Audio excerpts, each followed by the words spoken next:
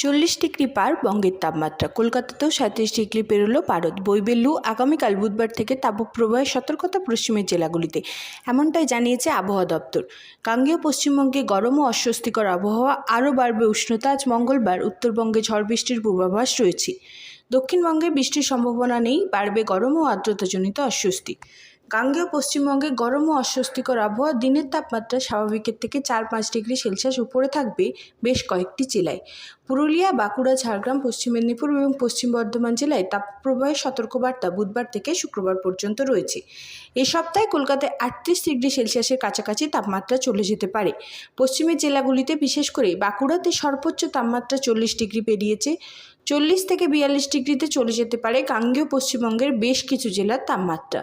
কলকাতায় আজ মঙ্গলবার গরম ও অস্বস্তিকর আবহাওয়া, আরও বাড়বে গরম। দিনের তাপমাত্রা বাড়বে। চলতি সপ্তাহে 38 ডিগ্রি ছুঁতে পারে কলকাতার পারদ। জলীয় বাষ্প বেশি থাকায় অস্বস্তিও বাড়বে। বৃষ্টির সম্ভাবনা কার্যত নেই।